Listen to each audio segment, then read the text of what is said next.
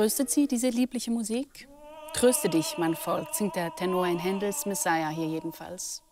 Wer Leid erfährt oder gar den Tod eines geliebten Menschen, der braucht Trost. Und vielleicht finden Sie, liebe Zuschauerinnen und Zuschauer, auch Trost in der Musik. Vielleicht gehen Sie aber auch wandern, fischen oder umgeben sich mit lieben Freunden. Trost jedenfalls, das scheint ein Urbedürfnis des Menschen zu sein. Und genau deshalb hat sich mein heutiger Gast, der kanadische Historiker und Autor Michael Ignatieff, damit beschäftigt. Herzlich willkommen, schön sind Sie hier. Nice to be here.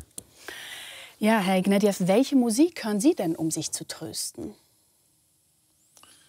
Oh, well, I listen to Handel, no question. Wirklich? I've been listening to Comfort Ye My People since I was a kid. But lots of other things. Summertime by Ella Fitzgerald. Ah, yeah. You know? All kinds of stuff. Because music can comfort us sometimes when words cannot. And the combination of music and words, as in Comfort Ye My People, gets right into your soul. Also und es tröstet Sie in dem Fall auch wirklich, Händel. Also wenn Sie sagen, Sie haben es seit Kindheit gehört, dann hat es irgendwie noch so ein anderer Faktor, wenn man etwas seit der Kindheit kennt, oder?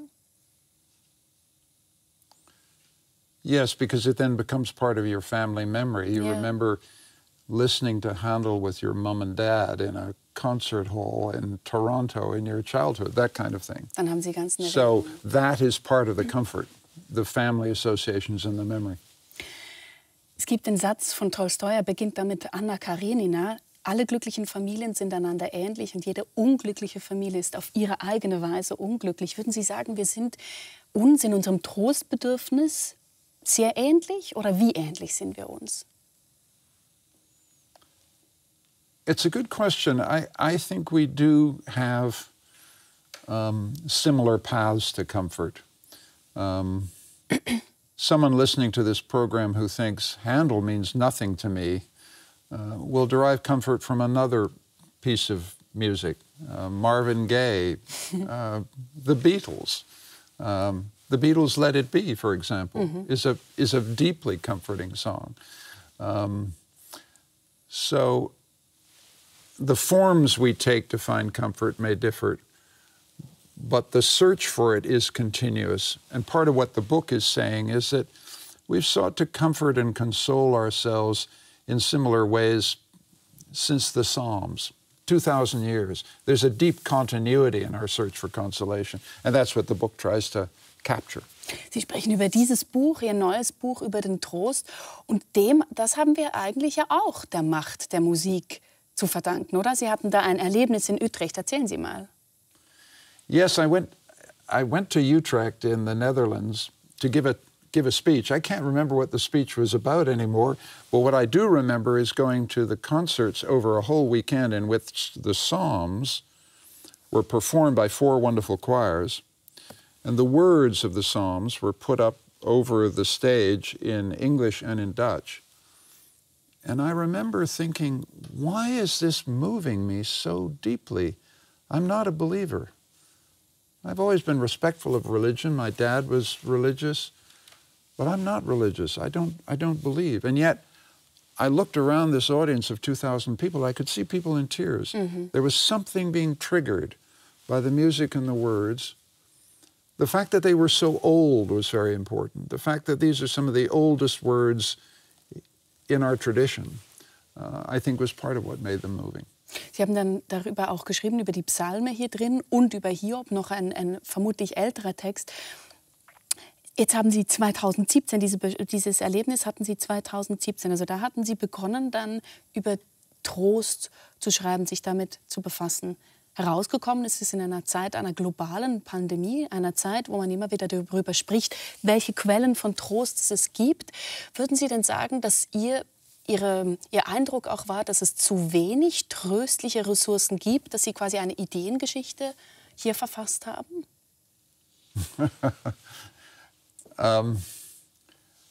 I think people find comfort and solace in all kinds of places. It's not my job to tell them where they should. But what I did feel is that the word consolation has somehow dropped out of the language. We talk about comfort very easily. If I was to comfort you, I'd put my arm around you and give you a big hug. Yeah. If I want to console you, I have to say something that gives meaning to your sorrow, to your loss, or to your grief, that allows you to continue. There's a connection between consolation, giving meaning, to give you the hope to go on.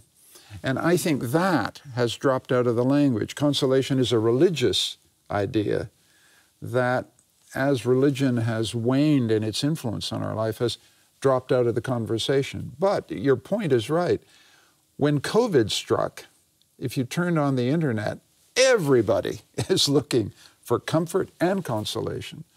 And artists, musicians, writers are all online providing comfort and consolation. And that showed me how deep our need for it runs in all of us. Und das möchte ich jetzt besser verstehen. Sie sind ja Historiker. Sie haben auch in Cambridge, in Oxford, in Harvard gelehrt, haben viele Sachbücher geschrieben. Sie haben auch Prosa geschrieben und jetzt eben ein Buch über den Trost. Weshalb haben Sie weshalb diese Fokusverschiebung? I'm a historian, so in a way it's not a change of focus. It's just me going back to what I think I know best, which is telling stories from the past. I wanted to go back into the past because I wanted to say something very simple, which is the minute you need consolation, there's 3,000 years of the human tradition to turn to. Back to the Psalms.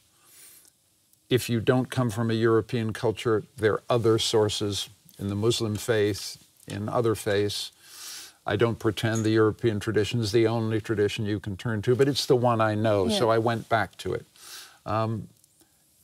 That was my contribution, to say you can find consolation in a million places. I'm not going to tell you where you should look, but if you want to look back into our tradition, spend some time with Cicero. Spend some time with Marcus Aurelius. Spend some time, above all, with the Psalms. And why? Because these books know what you need consolation for. That's the key connection. The Psalms know what it is to be despairing, know what it is to be lonely, know what it is to be frightened. And that connection where you feel that you're being understood across time is, in my view, in itself consoling. And that's why in Utrecht I felt people were crying tears of recognition. They felt that someone across time was hearing what they felt. And that's an extremely important emotion. Also diese überhistorische Verbindung, wir kommen danach noch mal auf das zurück. Nehmen wir ein Beispiel aus Ihrem Leben. Mich interessiert sehr, wie Sie mit Rückschlägen umgegangen sind. Sie haben selber einen Abstecher in die Politik gemacht. Sie waren Vorsitzender der liberalen Partei in Ihrem Heimatland Kanada. Ja. Und haben da dann einen argen Rückschlag erfahren. Wir hören uns mal an, was Sie am Wahlabend zu Ihrem Misserfolg sagen. It's tough to lose like this. But it's terribly important to remember the happiness, the joy of politics. To remember those moments when we felt we inspired each other. The moments when we felt we'd caught the true essence of our country. The moment when we caught and gave voice to the aspirations and longings of a great people. That's what political leadership is for. Defeat is hard, defeat is painful, defeat is difficult. But let's all remember tonight our love of our country, our respect for our fellow citizens, and our devotion to public service. Ja, dann, wie geht es Ihnen, wenn Sie das sehen? It's a shock to see it again. The thing you have to look at is the numbers at the bottom. Yeah. I got crushed. Yeah. Let's not. One of the issues about consolation is seeking true consolation and not seeking false consolation. Und was ist richtiger und falscher Trost? To seek true consolation in that instance, you have to face the full extent of your defeat. I got clobbered, as we say in English. And it took a long time to work through that. But I'm kind of proud of what I said there. This is the first time in 11 years I've ever seen that clip. Wirklich? Yeah. Also es ist sehr schön. And so it's kind of touching. It's not so bad, because I did say what I believed. Und what I said there was true, thank God. Ja, Sie sagen ja, defeat is painful. Wie haben Sie sich, Sie sind danach auch zurückgetreten als Vorsitzender der Partei, wie haben Sie sich denn von diesem Rückschlag, Sie sagen es ja gerade auch, es macht noch was mit Ihnen, wenn Sie das anschauen, wie haben Sie sich davon erholt? I think it affected me deeply. I think there's no question. I thought I was pretty smart. I thought I was pretty good. It was a real discovery that Canadians didn't trust me and didn't want to vote for me. I felt a sense of rejection from my own people. I don't feel that now. I feel I did my best. But the painful part is your best isn't good enough. When we console ourselves for failure, we say, I did my best. And then the question, internal question is, really? War es wirklich das Did Beste, you was ich really tun do konnte? your best? Well, I think I did my best, but I made some mistakes. And you have to face up to those mistakes. You have to be honest with yourself in ways that take a while. It's now 10 years, it's now 11 years, it's in the distant past. I've had a wonderful life since then. I was also lucky enough to marry the right girl, so I had a wonderful companion. Ihr ist auch das Buch gewidmet, Susanna, ja? Yeah, absolutely.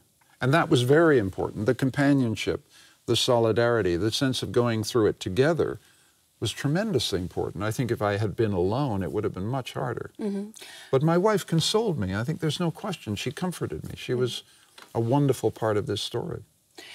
Sie sagen ja, und Sie haben das jetzt auch mehrfach gesagt, Sie sind kein gläubiger Mensch, trotzdem brechen Sie ja eine Lanze für den Trost und sagen, wir finden vielleicht nicht mehr Trost im Glauben an ein Paradies, aber Trost im Glaube an die Menschheit, in eben dieser Verwandtschaft, die Sie zuvor gesagt haben, überhistorisch gewissermaßen. Also die menschliche Verwandtschaft im Trostbedürfnis. Weshalb aber, ich möchte das besser verstehen, weshalb glauben Sie wirklich, dass mich das tröstet, wenn ich über Marcus Aurelius lese, wie er da in seinen Lagern vor Wien die Barbaren zurückdrängte? I don't want to disparage faith. Anybody who's a believer watching this program should know that I almost envy the faith that they have. And I know that it provides consolation. The belief that you will see your loved ones in paradise is immensely consoling. I don't have that consolation. My parents are dead, and I will not see them again.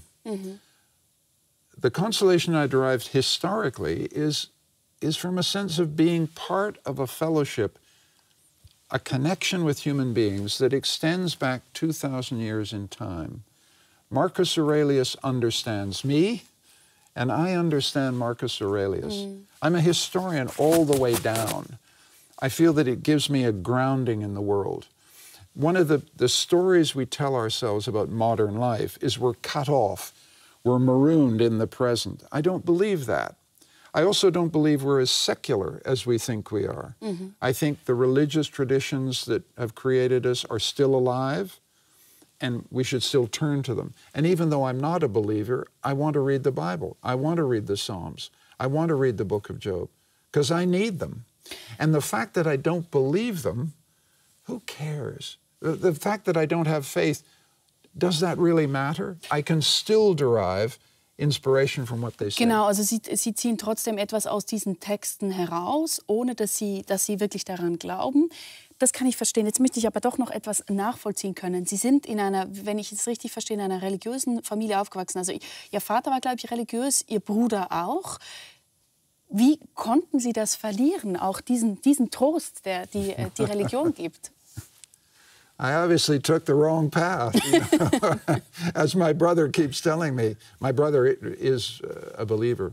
My father, I'm from a family of Russian exiles, and the Russian Orthodox Church was the home if you'd lost your country. So I understand my father's faith. It was keeping a connection to home, keeping a connection to his language. And he believed in God all his life. And I think it did give him comfort and consolation all his life. But when I was 17 or 18, I began to read Hume's dialogues concerning natural religion.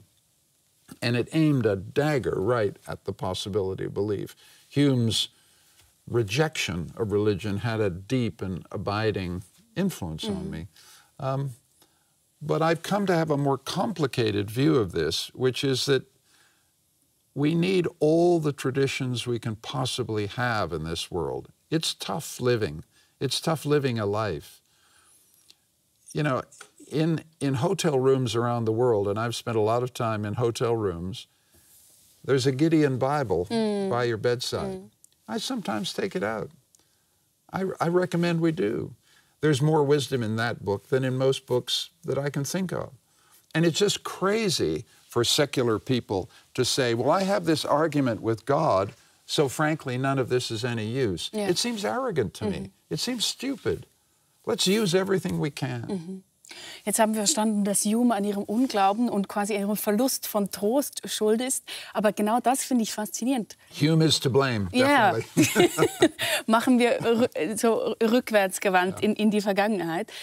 Aber etwas finde ich faszinierend daran. Man sieht ja auch die Kraft von Büchern, von Philosophie, aber auch von Literatur. Wenn Sie sagen, Sie haben dadurch den Glauben verloren. Man kennt viele andere Beispiele, beispielsweise auch, wie Kleist auf die Kritik der Urteilskraft von Kant reagiert hat. Und jetzt finde ich genau das faszinierend.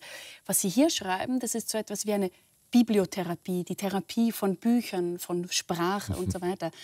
Aber oft ist es doch genau so, dass man die Sprache eben nicht hat, wenn man untröstlich ist. Also oft ist es die Sprachlosigkeit, die aus einem schweren Verlust entsteht. Yeah. You put your finger on one of the central contradictions almost in the book. Because I say, I think very clearly, go back to these books. You can be consoled by them. But the books themselves are saying there are limits to what words can do. And one of the most interesting examples of that is Montaigne, the great 16th century French essayist, writing in 1586, in the middle of civil war, in the middle of plague. He has the greatest library of any Frenchman of his time. He's the most learned man of his time. But what's very interesting in the late essays is he says, put the books away. They can't help you. And so there's this contradiction. I'm saying go back and read Montaigne, and Montaigne is saying back to us, wait a minute, books may not be able to help you. He has one wonderful moment when he tries to console a lady who's just lost her husband, and she's mourning and she's grieving. And he thinks to himself, well, maybe I ought to give her some Marcus Aurelius or a little Cicero. And then he thinks, how stupid is that? This woman is grieving. So obviously he sits with her and talks to her and tries to divert her attention from her grief. And there's something very human and very real about that. He understands the limitation of words. And as you said earlier, the thing about consolation is that it's the hardest thing we do when someone dies. We go to see someone who's lost their wife or their husband or their sister or their brother. And we find that words fail us. There's nothing we can say. All you can do is sit with people. And so part of the reason I'm so interested in consolation is that it is both the deepest form of solidarity that one human being can have with another, but it's also the place where words fail us, and all we can do is be together. And sometimes all we can do is offer comfort, that is, physical presence. We can't offer consolation because no meaning can be attached to certain forms of suffering.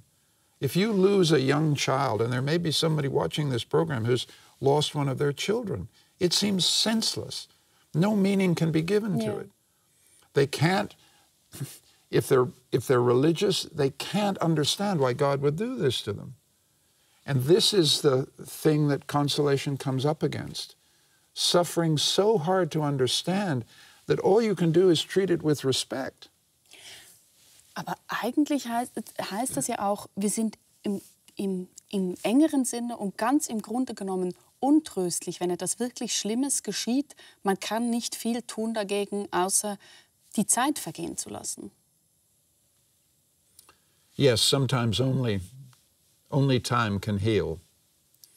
Cicero said that. Everybody who's ever been through suffering knows that time heals in some mysterious way. And so consolation is a conscious process of reflection and trying to find meaning, but also a deeply unconscious process. My parents died within a couple of years of each other in the 90s. I was inconsolable. But I'm not inconsolable now. I think of them with love and affection and gratitude. They come to me in my dreams. So something has happened. I couldn't tell you it's because I consoled myself. Somehow I was consoled by life. Also es ist irgendwie auch, das finde ich faszinierend, eine Bewegung irgendwie zu diesen Texten hin, von diesen Texten wieder weg und eine Bewegung einfach in der Zeit, was Sie Trost nennen. Yes, it's all these things. You seek meaning by going back to the past. You seek the consolation that comes from understanding that other people have been through this before. You derive the comfort from being with other people who say, I know what you're going through. And then there are these unconscious processes in which healing occurs. I hope it occurs. There's also therapy. I don't want to say negative things about therapy. Also Sie meinen Psychotherapie zum Beispiel? Yes, when my parents died, I had a period of 18 months where I went to see a therapist. Thank you. Thank you. It was very helpful. Ja. I don't think it got me through it, but it was part of the process. Wir haben jetzt auch, Sie haben immer wieder diesen religiösen Trost angesprochen, der Ihnen irgendwie durch Hume verwehrt bleibt. Und es gibt ja auch in der heutigen Zeit, wie Sie sagen, sagen wir Erben eines Aufstands gegen den Trost, nämlich eben gegen diesen religiösen Trost, der, man könnte sagen, Vertröstung aufs Jenseits sein kann. Zumindest dieser Trost war Marx ein Dorn im Auge. Und für ihn war es klar, Trost gibt es nur auf dieser Erde im Sinne davon, dass wir Gerechtigkeit im Hier und Jetzt einfordern und einlösen müssen. Und deshalb ist die Revolution eigentlich der Trost. Aber das ist Ihnen nicht geheuer. Sind Sie ein Antirevolutionär oder weshalb haben Sie etwas dagegen? Anybody who's the son and grandson of someone who lost everything in the Russian Revolution isn't a big revolutionist. But my argument, I think, is that we are the heirs of the traditions of consolation, but we're also the heirs of the revolt against it. And the revolt against it needs to be understood and respected. Marx, not my favorite guy, but if you look at the young Marx in Paris in the 1840s, this is a man who takes religion very, very seriously. He says this wonderful thing, religion is the heart of a heartless world. You can't say that unless you understand how much consolation religion provided for hard-working men and women who saw no exit from, poverty and struggle. But he says this search for consolation through religion is the biggest obstacle to securing justice in this world. And he wants us to put religious consolation aside and fight for justice here and now. And that part of Marx, it's impossible not to admire. And it was shared not just by communists, but by socialists and social democrats for 150 years. And it's the noble part of secularism. I'm critical of secularism, but it's the noble part, the part that's connected to justice. Aber hier sind wir ja auch wieder bei der Frage nach richtigem und falschem Trost. Und irgendwie fehlt mir da noch ein bisschen so die Idee davon, was ein Kriterium dafür sein könnte, dass ich weiß, was richtiger und was falscher Trost ist. Yeah. Well, I think to accept injustice in this world, if a black man said, well, I'm subject to discrimination. I can't vote. I can't acquire property. But I'm just going to accept that in the hope that in the afterlife God will save me. If I'm Jewish and I am told I can't, I must leave a country, but I accept that because my Heavenly Father will take me to paradise. That seems to be a form of consolation that accepts injustice in ways that is hard to stomach. And part of the strength of the rebellion against consolation was saying, if you accept injustice, this is not true consolation, this is false consolation. Also dann geht's Instead, you should stand and fight as a Jew, as a black, as a gay person, fight for your rights. And that part of the revolt against consolation seems to me absolutely right. The part that isn't right, it seems to me, is the utopian expectation that we can create a world so just that no one will ever need consolation. And I just think we're in a world where tragedy happens constantly. Despite enormous medical progress, kids die senselessly. Despite all the technological advances, we still have horrible tragedies that occur. And so we will be in need of consolation in any world we can imagine. But I think Marx thought he could carry the revolt against consolation so far. He'd create a perfect world in which we wouldn't need consolation at all. And that, it seems to me, is an illusion. Das kann ich nachvollziehen. Und manchmal gibt es ja eben auch Situationen, wie Sie es gerade beschrieben haben, dass Sie es erlebt haben, dass man eben nur sehr schwer Trost findet, weil es nicht in einer Ungerechtigkeit besteht, die jetzt zwischenmenschlich ist, sondern halt über das hinausgeht, dass man Menschen verliert. Der Tod ist eine Realität eines jeden Menschenlebens und davon kann man nur sehr schwer getröstet werden. Und Sie haben es zuvor gesagt, dass Sie eben eine sehr schwierige Zeit hatten, als Ihre Eltern innerhalb von 3 Jahren kurz nacheinander gestorben sind. Davon muss sich jeder Mensch irgendwann befreien, weil jeder erlebt einen so schweren Verlust.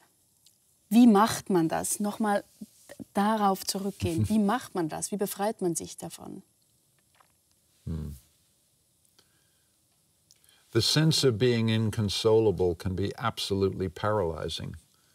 You can be down in a pit of grief and mourning and anger at what's happened to you. If you lose a child, if your loving partner leaves you, if your parents suddenly die, you can be inconsolable. Nothing anybody says to you makes any difference. Nothing you say to yourself makes any difference. That's what it means to be inconsolable. How do you get out of it? Partly it's time. We talked about that. You need time. But when you're desperate, you think, I don't have time. I can't stand this one more moment. Genau, also es ist ja der Moment, der so extrem ist emotional, dass man eigentlich nur noch daraus will. Deshalb sucht man ja eine Lösung, deshalb sucht man Trost. Und meine Frage kommt auch daher, weil man kann sich ja im Vorfeld, wenn es einem gut geht, überlegen, was mache ich denn eigentlich, wenn es mir nicht gut geht? Ich habe mir das auch im Vorfeld dieser Sendung überlegt. Was mache ich denn eigentlich? Und man kann sich viele Optionen zurechtlegen, was man tun soll. Aber in dem Moment, wo es einem ereilt, da scheint es doch immer wieder ganz neu zu bestimmen zu sein, wie man sich neu orientiert. This is such a difficult question. I want to handle it carefully because there are forms of despair where you think the only thing to do is get out of here and suicide. And I don't want to urge that on anybody, but I also respect those choices regretfully. I think the one thing I take from my book is that we are consoled by people, not by doctrines, not even by books. And so the only counsel I can give to the inconsolable is don't cut yourself off. Try and maintain contact with other human beings. Even if they have nothing to say to you that means anything to you, just be with them. Be with them. Live with them. Feel their physical touch. Physical comfort is incredibly important here.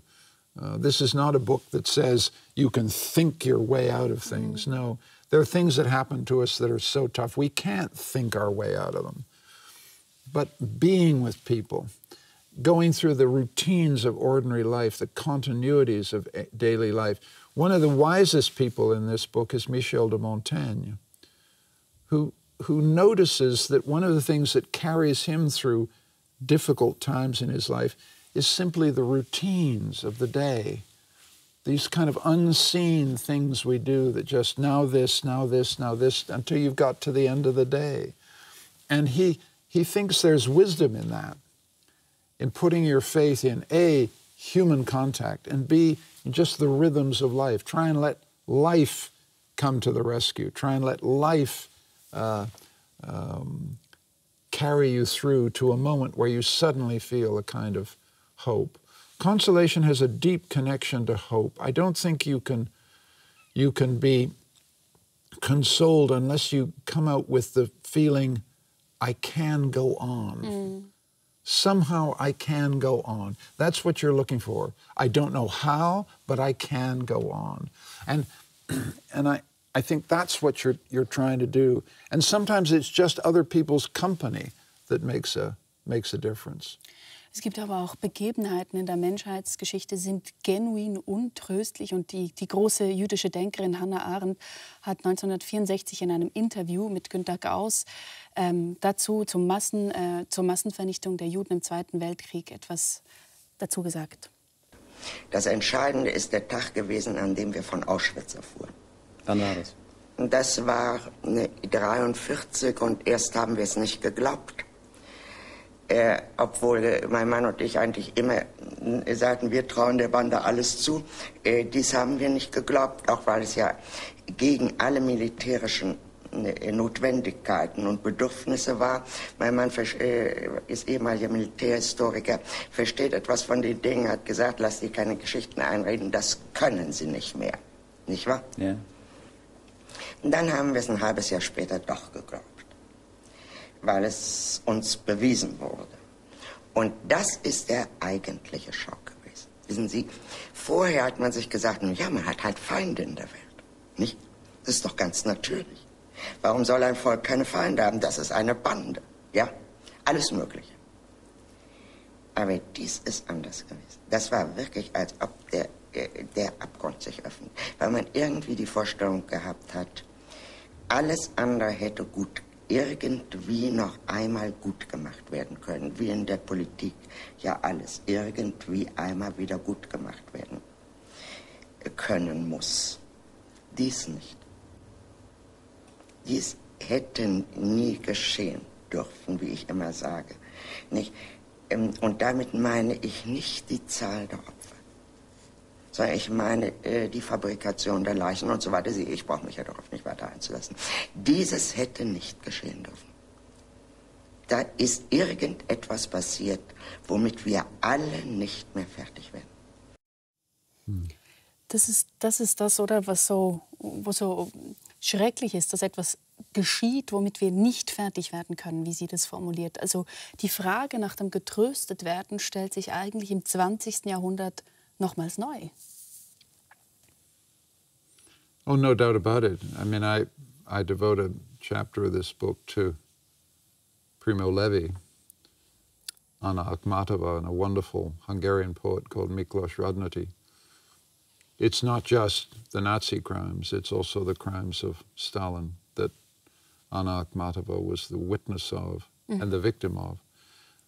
And there's no question, we cannot be consoled for what happened at Auschwitz. We cannot be consoled what happened in the Gulag. And the sense that we'll never recover our confidence in human beings, I think what Hannah Arendt is saying is right there, except that I also believe that we need to have faith in the human past. That's why I've gone back to the Psalms. That's why I've gone back to Job. Extermination is in the human record. Not just with Hitler, not just with Stalin. We've been massacring each other for senseless reasons since the beginning of time. This was the worst, the most total, the most insane. But there is also another history to human beings, a history of love and compassion and devotion and care and faith and reason. And so I just think Auschwitz and Gulag do not cancel out that history. So that's one thing to say. The second thing to say, I say in the book, which is that these witnesses, Primo Levi came out of Auschwitz, went into Auschwitz as a young Italian in 1944 and survived it. one of the ways he survived it was by remembering that tradition. He's walking to get soup in the camp in Auschwitz and remembers Dante saying, "You were not born to be brutes." It's an incredible moment. That remembering that tradition helped him to survive. Because he had contact with that human tradition, it gave him the strength to continue. Miklos Radnóti, this Hungarian poet whom nobody can remember, writes poetry until 2 weeks before he is killed because he wants people to know that a poet could write even when he faces extermination. That doesn't cancel out the fact that he was murdered and murdered by his own people. But for us, it's a reminder of the incredible courage and determination of human beings. And both things are true, the extermination and the courage. And you can't use the extermination to cancel out the memory of the courage. So you have to hold two thoughts in your head about human beings, that they are capable of these abominations, but they are also capable of witnessing, remembering, and committing never to do it again. Das finde ich ein wunderschönes Beispiel, das Sie auch im Buch haben über Primo Levi, dass er eben im Moment absoluter Unmenschlichkeit sich eigentlich auf die Menschheitsgeschichte eben da auf Dante zurückberuft. Trotzdem, Primo Levi, er ist Schriftsteller, er ist Chemiker und eben Überlebender von Auschwitz, war ein Jahr in Auschwitz. Und er sagt, auf die Frage, ob wir es verdienen, getröstet zu werden für die Shoah, das verneint er. If Primo Levi says it, and he was there, it's right. We can't be consoled for Shoah. We can't forget Shoah. We can't trust ourselves as a species again. I think all of that's absolutely true. But equally, there's a nihilism that can follow from that, which I don't accept. How else are we to go on unless we remember Dante? How else are we to go on unless we remember Primo Levi? How else are we to go on unless we remember Anna Akhmatova? Unbelievable, courageous woman, writing poetry at a time when she couldn't even keep a page. She had to burn the pages so the secret police wouldn't find it, and remembered Requiem in her head. I mean, this is something to remember. It doesn't console us for Stalin's crimes, but it tells us something crucial, which is Stalin will not have the last word. Hitler will not have the last word. I'm being very emphatic here because it's very important we get this right. Und was Sie jetzt sagen, scheint mir ganz wichtig in Bezug auch auf Ihr Trostverständnis, also wogegen sich Menschen jetzt wie eben Anna Akhmatova, die Dichterin, wehren, oder eben auch Primo Levi oder all die anderen, die dagegen angeschrieben haben, ist eben gegen das Vergessen. Sie haben gegen das Schweigen auch angeschrieben. Und gerade heutzutage, wo immer weniger Menschen leben, die diese Schrecken tatsächlich persönlich erlebt haben, stellt sich die Frage ja noch mal neu. Und würden Sie denn sagen, Trost ist so etwas wie auch eine Erinnerungskultur? There's no question, absolutely. The crime in relation to Auschwitz, in relation to Gulag, is forgetting and denial. We have a president of Russia who thinks that the destruction of the Soviet Union was the greatest catastrophe of the 20th century. That is organized forgetting by the leader of a state.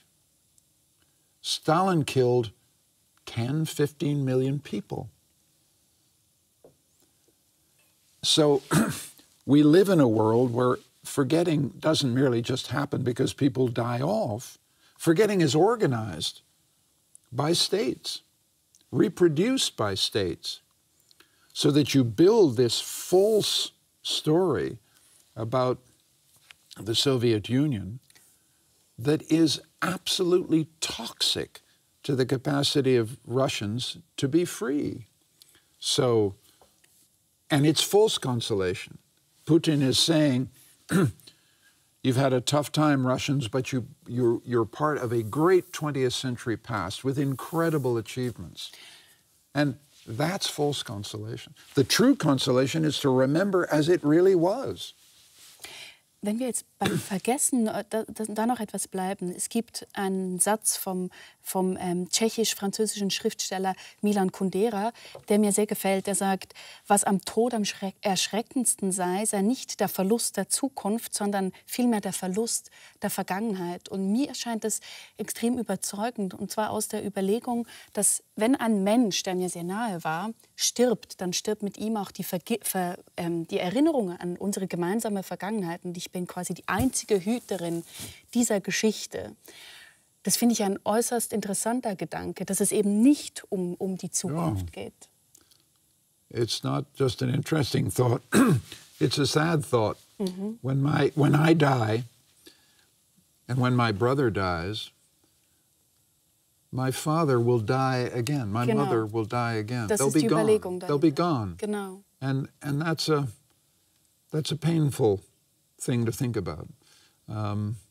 That's why remembering and writing is so important. Throughout this book,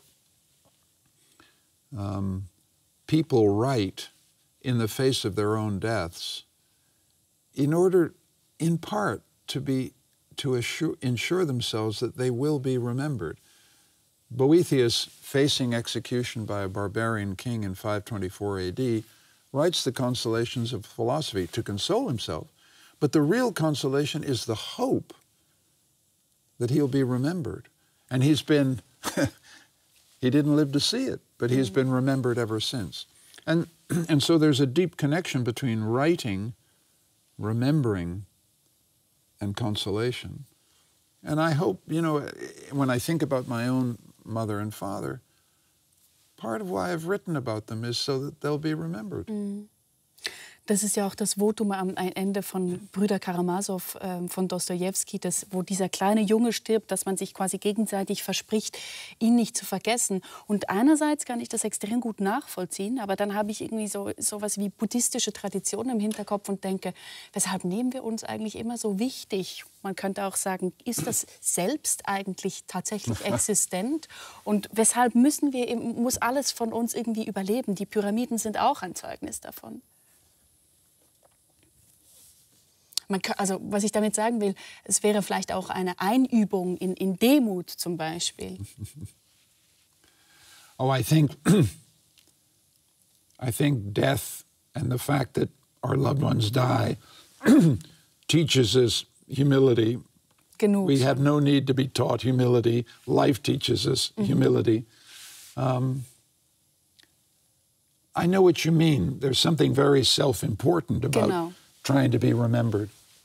But hell, that's who we are. That's what we try to do. Remember me is the constant refrain of all our lives. And I think it takes a certain kind of wisdom, and I am slowly learning this wisdom too, I hope, to accept the fact that when I'm gone, I'm gone. That's it. And the possibility that I'll be remembered by my children will last as long as my children are alive. But then they die, and that's it. That's it. And that sense that there's this eternal cycle in which forgetting occurs naturally, dust to dust, ashes to ashes. But the struggle against that, the struggle to create something that lasts, is deeply human. And I can't help thinking is deeply admirable.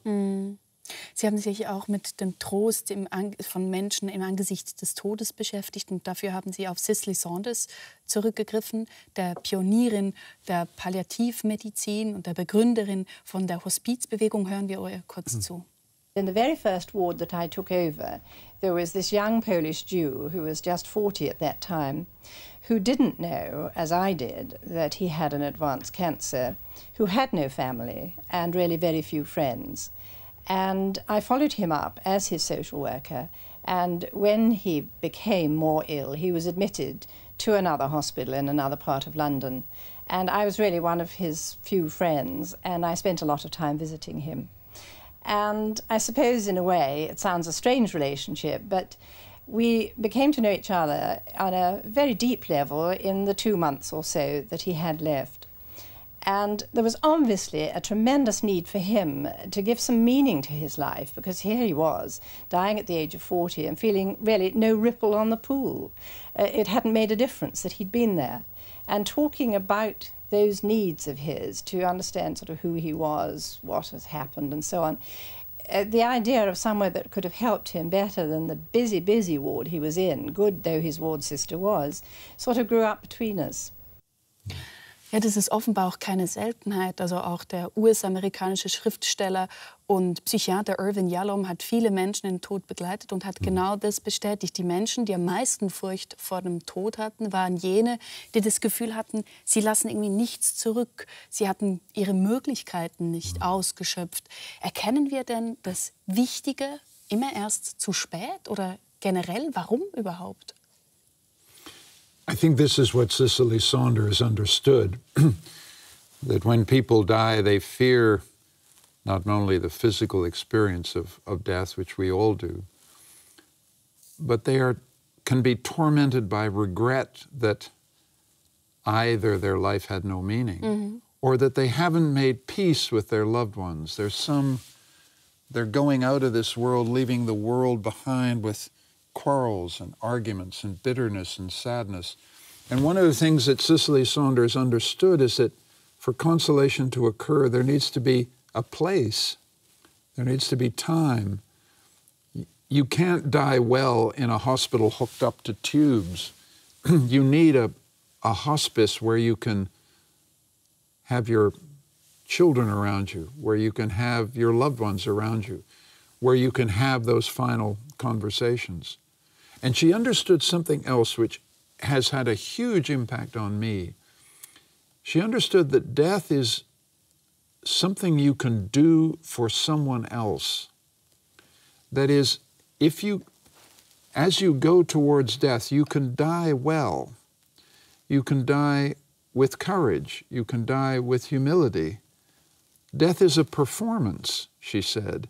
And the possibility that you can take away the fear of death for other people is something you can do. Death is not the end. Right to the end, you can offer consolation to others. I don't know whether I'm going to be capable of that, but it certainly defines what I would like my own death to represent to my children, for example, or to my wife. I'd like to go out of this world telling them, don't be afraid. I don't know whether I'll be able to, because death is very scary, and I'm a very ordinary human being.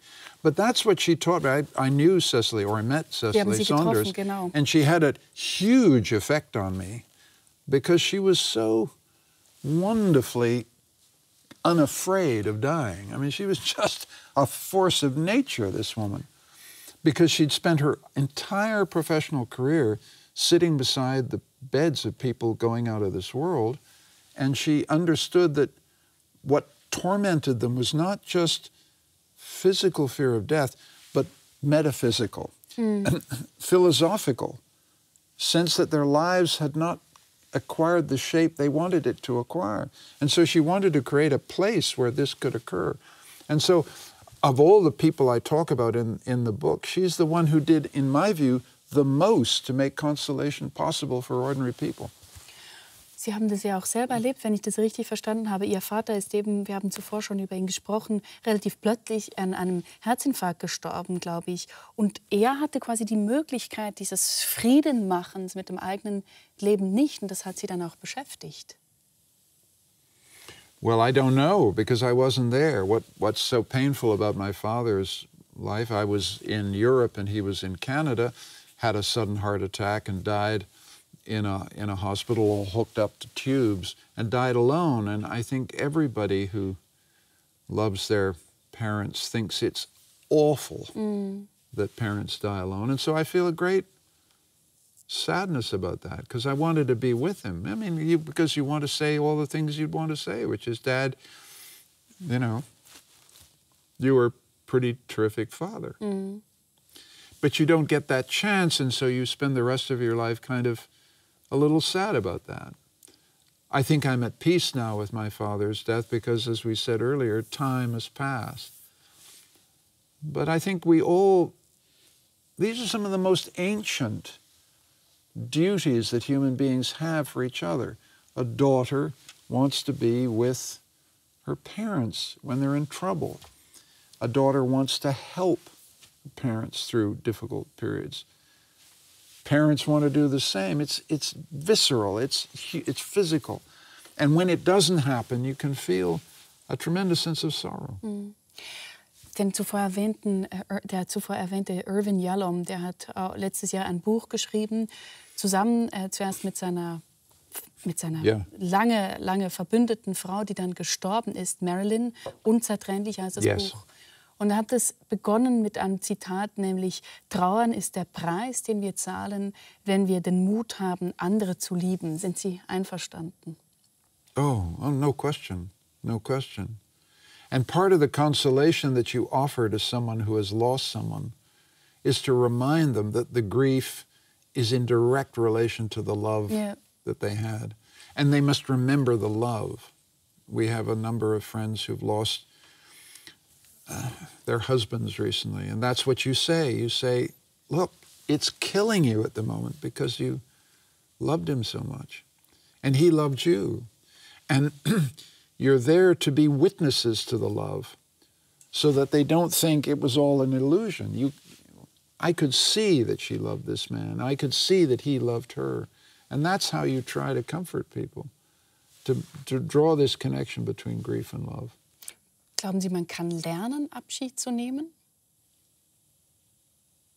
I hope so. Wir haben zuvor das Thema Hoffnung angesprochen.